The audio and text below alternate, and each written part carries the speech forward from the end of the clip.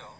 검찰개혁에 속다가 붙을 것으로 보입니다. 나이트 포커스 김홍국 경기대 겸임교수, 김병민 경희대 개건교수와 함께합니다. 안녕하세요. 안녕하세요. 문 대통령이 신년사에도 역시 검찰개혁을 강조를 하고요. 속전속결 형식으로 추미애 후보자를 임명을 하지 않았습니까? 그렇습니다. 검찰개혁이 올해에도 역시 화두가 될 것 같아요. 그럴 수밖에 없는 상황이라고 봅니다. 그동안에 검찰이 보여줬던 이 행태들 사실상 무소불위의 권력이었었고 검찰이 뭔가 표적을 삼았다. 그러면 거기에 대해서는 모든 검찰력이 동원돼서 사실상 관련된 모든 것들을 탈탈 털어버린다는 표현이 나올 정도까지 검찰의 위세는 높았습니다. 그리고 이런 부분에 대해서 그동안에 바꿔야 된다는 그런 목소리가 높았고요. 그동안 23년 동안 추진되었던 공수처법 드디어 통과가 됐습니다. 나머지 이제 검경수사권이라든가 여러 가지 남은 부분도 있지만은 일단 기본적으로 검찰개혁의 큰 틀이 빠지는 일단 기본적으로 구성이 된 것으로 보이는데요. 그러나 실제 현장에서 이루어지는 여러 가지 관행들 그리고 견관 유효를 비롯해서 아직까지 바뀌지 않고 있는 것들 많고요. 실제 경찰이 압수수색한 부분들을 다시 또 경찰이 또 압수해가고 이것을 여러 가지 경찰과 갈등을 벌이는데 아직도 과거의 구태에 있는 모습들이 있거든요. 이런 부분에 있어서 반드시 검찰 바꾸겠다. 특히 추미애 법무장관을 임명함으로써 아무래도 역시 법조인 출신의 정치적 경험도 풍부한 그런 추미애 의원을 임명함으로써 이제는 검찰개혁에 제대로 시동을 걸고 현실화시키겠다라는 문 대통령의 그런 의지가 드러나지 않았나 싶습니다. 관심을 끄는 게 이제 대통령의 헌법에 따른 권한을 이제 언급을 했는데 결국 인사권 아니겠습니까? 네. 대통령이 인사권을 행사한다는 게 아무래도 검찰총장이 아닌가 이런 의심도 드는데요. 어떻게 보세요? 당장 윤석열 검찰총장에 대한 인사권을 행사하기는 쉽지 않을 거라고 보는 게 여러 사람들의 의견인 것 같고요. 일단은 추미애 법무부 장관에 임명이 됐기 때문에 추미애 법무부 장관을 통해서 일선 검사들에 대한 인사의 속도를 내는 것이 아니냐라는 얘기들이 나옵니다.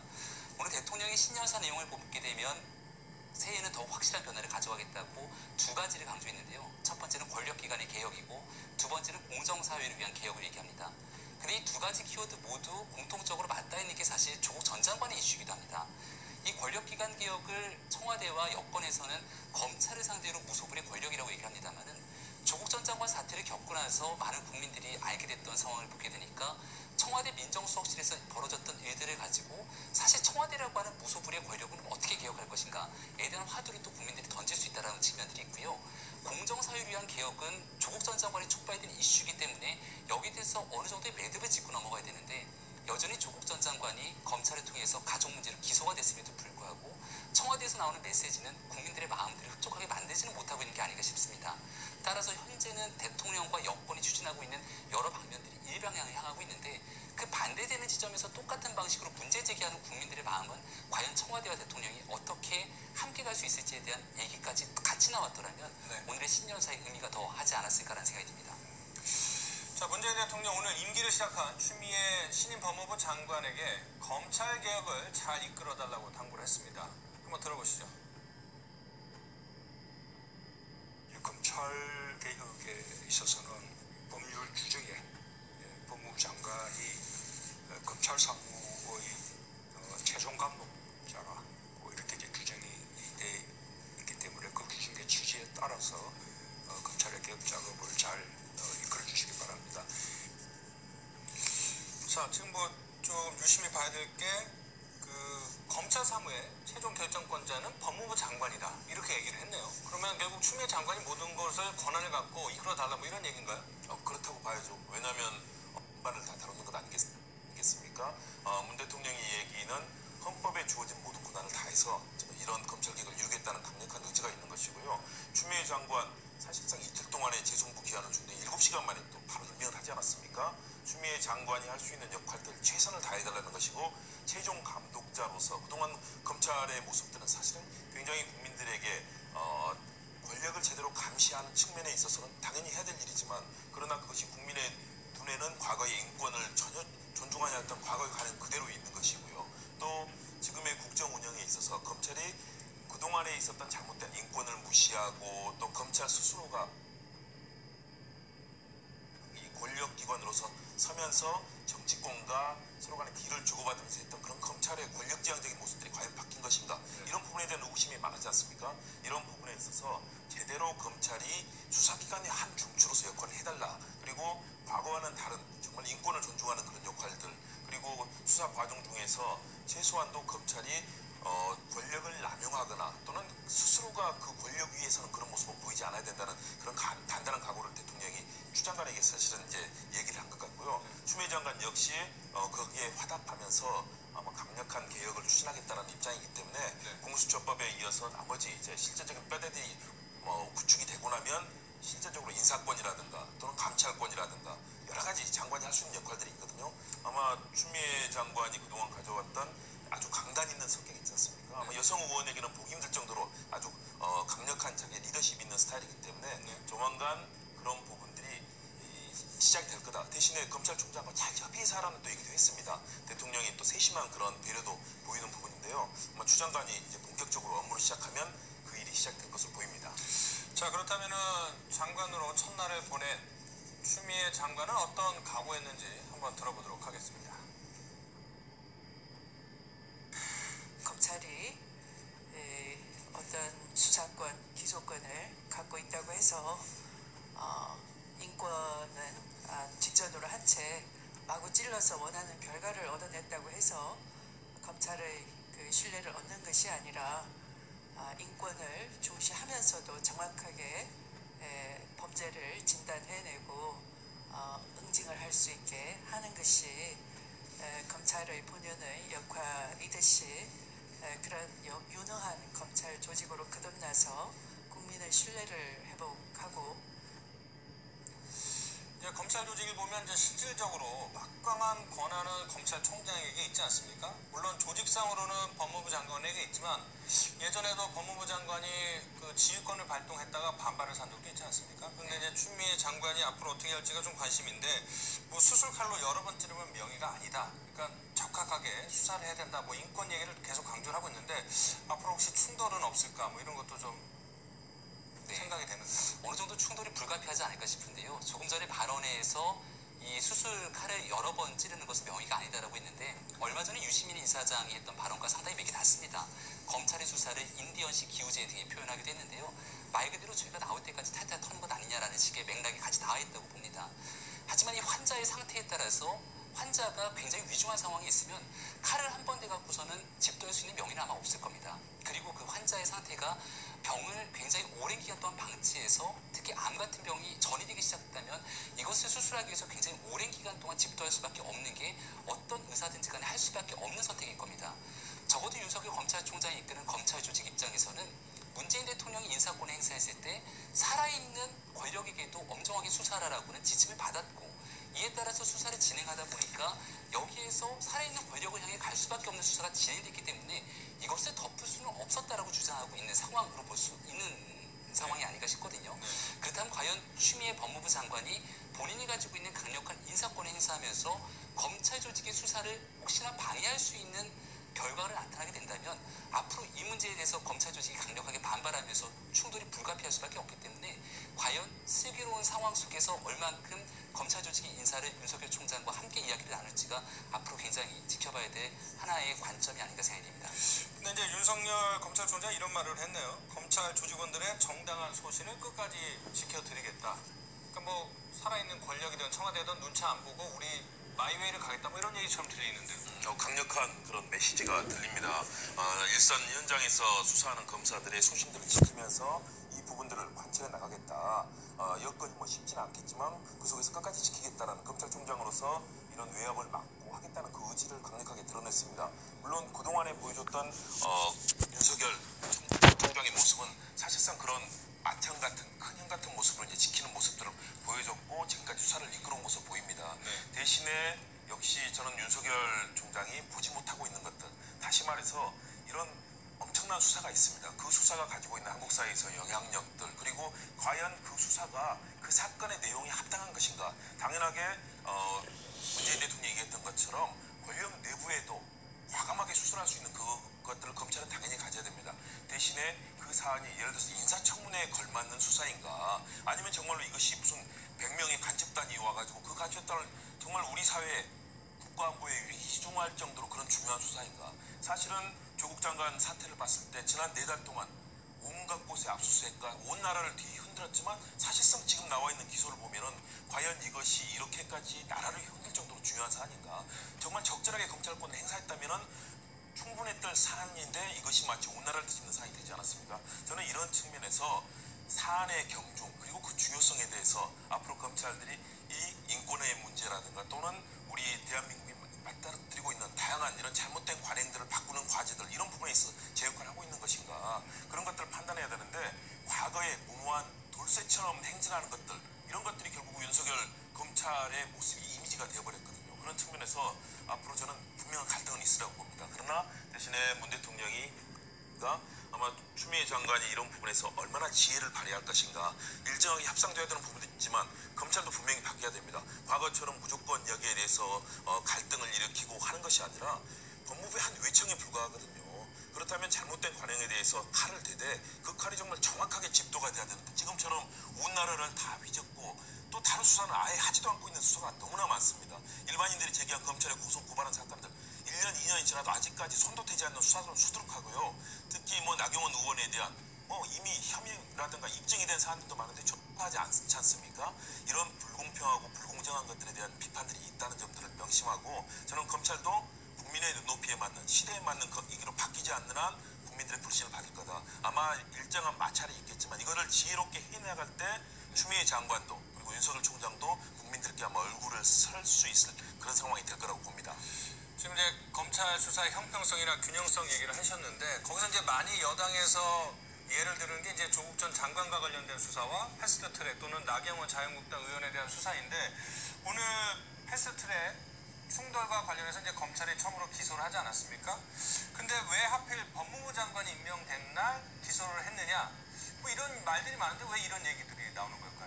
사건에 관련돼서 패스트트랙 절차가 다 끝났고 추미애 법무부 장관이 임명됐기 때문에 여러 가지 인사상의 조치가 있기 전에 서둘러서 좀 기소한 것 아니냐라고 얘기가 나오기도 합니다.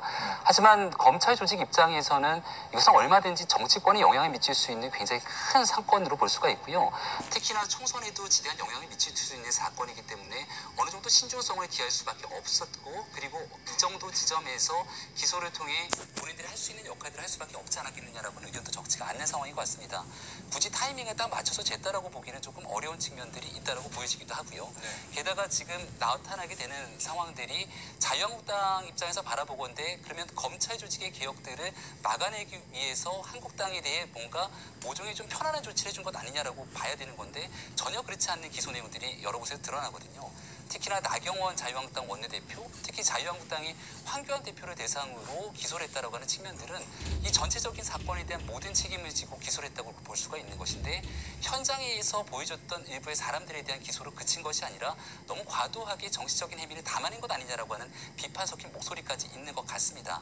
아마도 총선에 목전에 두고 있는 상황에서 검찰이 가지고 있는 압박 속에 어느 정도 이 정도 수준에서는 기소에 대한 여부들을 마무리 질 수밖에 없었기 때문에 미룰 수 있는 때까지 미룬 마지막 결과가 사실상 오늘 나온 것이 아닌가라는 생각이 듭니다. 지금 이제 그래픽에서 보시는 것처럼 자유한국당은 황교안 대표, 국회의원이 아닙니다만 황교안 대표, 나경원 전 원내대표 등 24명이 기소가 됐고요. 더불어민주당에선 이종걸, 박범계 의원 등 5명이 기소가 됐습니다. 자, 그런데 이제 여야 모두 이번 기소에 대해서 불만이 많은 것 같습니다. 여당과 야당 어떤 이유로 이번 기소에 대해서 불만을 갖고 있는지 한번 들어보시죠. 그동안은 제대로 수사도 하지 않은 채 시간만 끌다가 공수처법이 통과되고 새로운 개혁 장관이 임명되자 뒷북 기소를 하는 의도가 무엇인지 묻지 않을 수 없습니다. 패스트트랙 충돌 사건 전반의 과정에서 극히 일부분에 불과한 폭력 고발건은 의도적으로 키워 의원과 당직자를 8명이나 기소한 것은 기계적으로 균형을 맞추려는 검찰의 자기적 판단이라 할 것입니다. 대표로 이제 처벌을 받겠다라고 이렇게 말씀을 하셨잖아요. 불법에 대한 저항은 무죄입니다. 그러니까 이 기소된 전부에 대해서 우리는 무죄 주장을 할 것이고 그 정의는 밝혀질 것입니다. 먼저 여당 입장부터 살펴보죠. 여당이 지적하는 문제점은 뭔가요? 여당은 이제 지난 4월에 이 사안이 발생하지 않았습니까? 그러면 8개월 동안 과연 무엇을 했느냐? 정말 오랜 시간이 걸렸습니다. 어떤 이렇게 정치적으로 굉장히 중요한 사안이 있을 때는 사실은 바로바로 이런 부분에 대한 처리가 이루어지는데요. 8개월 동안 제대로 자유한국당 의원 같은 경우는 나경원 원내대표 그리고 황교안 대표가 가서 묵비권 행사했을 뿐 제대로 조사도 되지 않았거든요. 이렇게 8개월을 끌었는데 이제 공수처법이 통과되고 나니까 사실상 거기에 대해서 의심을 금할 수가 없는 부분이 있다는 저는 여당이 좀 충분히 수긍해 갑니다. 만일 경우 공수처법 이전에 그런 일이 벌어졌다면 이 통과되기 전이라면은 또 뭐 그런 검찰의 입장이 있을 수 있는데 그동안에 공수처법이 통과되지 않기를 바라면서 자유한국당과 모종의 딜을 하지 않았냐 이런 의심들을 하는 의원들이 있거든요. 저는 그런 추론도 충분히 가능할 정도의 상황이 됐다. 그리고 분명한 것은 이번 패스트트랙 사건에 있어서 당시 보시지만 정해진 국회법 절차를 폭력과 불법, 감금 또 각종 기물 파손 등 명백하게 중개되는 현장에서 나타났던 그런 범죄 아니겠습니까? 그런데 이 범죄에 대해서 숫자가 많다고 하는데요. 실제적으로 그렇게 판단이 되지 않습니다. 왜냐하면 민주당 의원들은 회의장을 들어가려면서 생겼던 같은 우발적인 상황이 아니겠습니까? 그렇다면 거기에서 뭐 예를 들어서 기소유예가 28명이나 민주당의 이 의원들에게 됐습니다. 이것은 당장 불법을 저지르고 폭력을 저질렀던 자유한국당 의원과 비교했을 때도 사실 형평이 맞지 않는 거고요. 그동안 너무나 오랜 기간 끌어왔었고 이 시기의 문제 이런 부분을 봤을 때는 여당은 이런 비판을 충분히 할 수 있을 것으로 보이는데요. 자유한국당이 과연 여기에 대해서 내놓고 있는 또 얘기들 불법에 대한 저항은 가능한가요? 저는 법무장관 출신이 했다는 얘기는 믿을 수 없는 얘기라고 봅니다.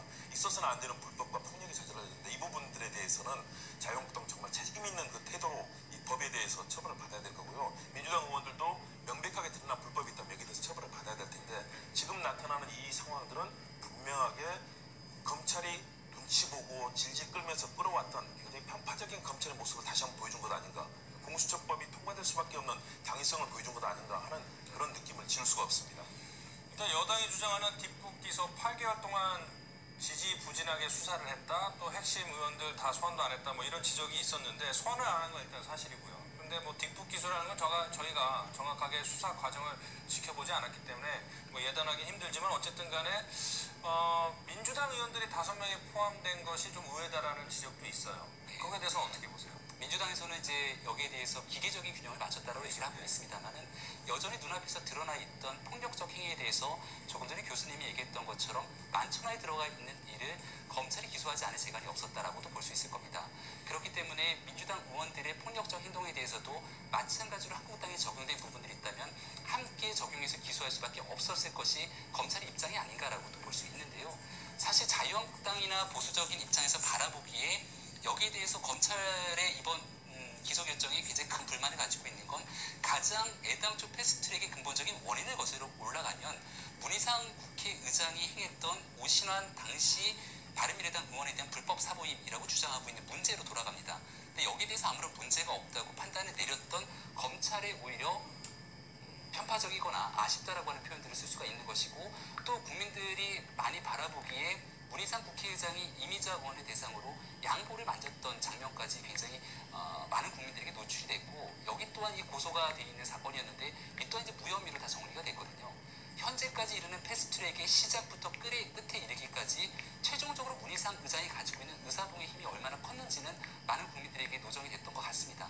하지만 결국 문희상 의장에게는 아무런 문제가 없고 여야에게 모두 공히 기소한 결정을 내리게 된 데에서는 한국당은 한국당대로 또 민주당은 일부 기소가 된 민주당대로 불만을 표출하는 것이 아닌가 싶습니다. 네.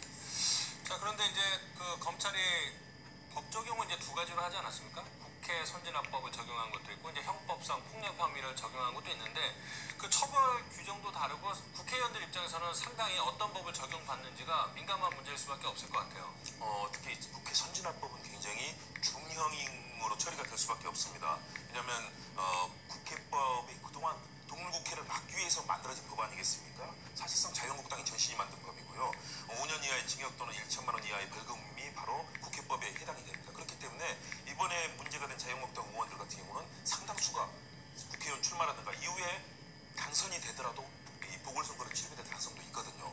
반면에 여기서 민주당 의원들에게는 폭력 행위인데요. 이분 같은 경우는 사실상 그 처벌의 강도나 이런 부분을 봤을 때는 선거 출마에는 큰 지장이 없을 가능성이 있기 때문에 아무래도 자유한국당 의원들의 그런 부분에 있어서는 법 적용은 그렇게 된 것으로 보이는데요. 역시 결국은 다시는 그런 동물국회, 폭력과 폭행 이런 부분이 없애야 된다는 측면에서 이 법이 제정이 됐기 때문에 이 법의 적용을 받을 수밖에 없는 상황이 됐기 때문에 자유한국당 의원들 중에 상당수는 이 법으로 인해서 출마도 사실은 공천 과정에서 아마 이 부분도 아마 여러 가지 얘기가 있을 것이고요. 실제 만약에 경우 당선이 되더라도 이 부분도 또 결국 또 법의 심판을 받아야 되기 때문에 만만치 않은 그런 도전이 도사리고 있다고 볼 수 있습니다. 자, 그러면 오늘 기소를 했고 재판이 아무리 서둘러서 열린다 하더라도 1심, 2심, 3심까지 가면은 4월 총선까지 이제 결과가 당연히 안 나오지 않겠습니까? 그러면은 이 기소된 의원 중에서 혹시 500만 원 이상을 받아서 의원직 상실을 받을 수도 있을 거 아니에요. 그러면 공천을 할 때 이런 점을 염두에 둬서 해야 되지 않을까요? 어떻게 보세요? 그런 점을 똑같이 염두에 둔다면 아마 더불어민주당 입장에서도 마찬가지로 기소가 됐기 때문에 여기서 집행유예 이상의 형이 선고가 돼서 당선이 되더라도 결국 무효가 될 수 있는 의원들이 존재합니다. 예를 들어 박범계 의원 등에 대해서도 마찬가지로 그런 일 때문에 공천을 주지 말아야 된다는 논리가 적용될 수 있을 텐데 지금 이 모든 일들이 2013년 당시에 국회 선진화법이 제정되고 나서 처음 있게 되는 상황에 놓여져 있는 거거든요. 그러니까 과거에 전례가 있다면은 사법부에서 판단하게 됐을 때에도 이러한 판단의 내용들이 있기 때문에 정당에서 공천권을 행사할 때 여러 가지 고심의 흔적들이 있겠습니다만은 지금은 아직 재판부에서도 1심, 2심, 3심에서 이 부분을 어떻게 판단했는지 해야 되는지가 완전히 좀 미지의 영역이 남아져 있는 것이 아닌가 생각이 듭니다. 특히 한국당은 이 부분에 대해서 과거에 나경원 원내대표가 오히려 이런 분들에게 좀 힘을 실어줘야 되는 것 아니냐라는 얘기가 나왔을 정도로 지금 현재 패스트트랙에서 통과된 법안들을 저지하기 위한 의정활동이 일환이었다고 얘기할 수 있는 가능성이 매우 높지 않을까 싶고요. 그렇기 때문에 적어도 공천 과정에서 이 문제 때문에 배제될 일은 없겠으나 그렇게 공천이 되고 나서 최종적으로는 유권자의 선택을 받는 일이거든요. 그렇게 유권자의 선택까지 받아내고 난 다음 당선이 되고 나면 오히려 이런 일까지 재판하고 있는 과정에 영향이 미치기 때문에 아마 그 부분은 온전히 유권자의 몫으로 좀 남겨질 부분이 아닌가 생각이 듭니다. 그러면 공천에는 별로 영향을 주지 않을 것이다. 뭐 이렇게 전망을 하시는데 어떻게 보세요? 저는 공천에 일정한 영향을 주리라고 봅니다. 왜냐하면 결국 그런 불법을 저지른 의원들을 공천했다는 것, 결국 유권자라든가 또는 상대 정당에 의해서 엄청난 공격을 당할 것입니다. 그리고 패스트트랙 과정에서는 나중에 그 상황들이 계속 다시 한번 방송사 화면을 통해서 보여질 텐데요. 그 당시에 저질렀던 불법 폭력의 문제들, 감금하고 뭐 기물 부수는 이 장면들이 너무나 눈에 선하게 노출돼 있기 때문에 이 부분들을 가지고 선거에서 불리한 국민이 수송될 수도 있고요. 그리고 나서 나중에 또 이것 때문에 보궐선거를 하게 된다. 결국은 다시 한번 국민의 지탄을 받을 수 있거든요. 그런 측면에서 저는 상당한 영향이 있고 이것을 공천에서 상당 부분 반영하지 않을 수가 없다. 이런 측면에서 저는 영향이 있을 거라고 봅니다. 자, 그렇다면 그 나경원 전 원내대표가 뭐 열심히 패스트트랙 저지에 힘쓴 의원들에게 공천 가산점을 주겠다라고 얘기한 거는 일종의 좀 공수표가 될 가능성은 어쨌든 크겠네요. 그 당시에 말했던 부분들은 사적인 공간에서 얘기했기 때문에 하나의 해프닝처럼 지나갔던 얘기로 볼 수 있고요. 사실상 이 한국당 입장에서도 공천에 큰 영향을 미치지 못할 것이라고 얘기했던 결정적인 이유는 여기 나경원 원내대표뿐만이 아니라 황교안 대표도 기소가 돼 있습니다. 그렇다면 기소되어 있는 모든 사람들을 정치적인 영역에서 배제를 시켜야 된다는 측면으로 볼 수 있을 건데 검찰이 기소한 행위 자체가 일단은 전체적인 한국당의 의정활동 입장에서 상당히 편파적인 결정이라고 자유한국당 입장에서는 늘 주장할 수밖에 없을 것이고요. 앞서 더불어민주당도 여기에 폭력적인 행위 때문에 분명하게 기소가 돼 있는 의원들이 있는데 이 내용들을 바탕으로 만약 공천에서 배제한다 그러면 박범계 의원 등에 대한 일반적인 상황 속에서 본인들이 수긍할 수 있겠는가에 대한 여부는 좀 다른 상황이라고 봅니다. 따라서 물론 이 내용들을 바탕으로 공천을 받고 유권자 앞에 최종적으로 표를 달라고 얘기했을 때 마지막 선택은 유권자의 몫인 거거든요. 이런 상황에도 불구하고 당선 가능성이 높은지 아닌지에 대한 여부를 판단으로 할 것이기 때문에 전체적인 기준 속에서 하나의 카테고리에 들어갈 뿐 기소됐다 해서 무조건 공천에서 배제된다고 보기는 어려울 거라는 게 현실적인 전망입니다.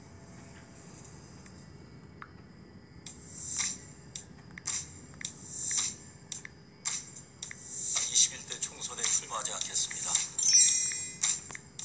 황교안 체제에 힘을 더해주기 위해서도 불출마를 결심했습니다. 막내딸이 초등학교 1학년 때 정치를 시작했는데 이미 대학생이 돼서 늘 그들에게 아버지의 직업이 미안했습니다. 그들에게 자유를 주고 싶습니다. 제 의원 생활 중에 탄핵되시고 과거에 가신 박근혜 대통령께 정말 죄송합니다.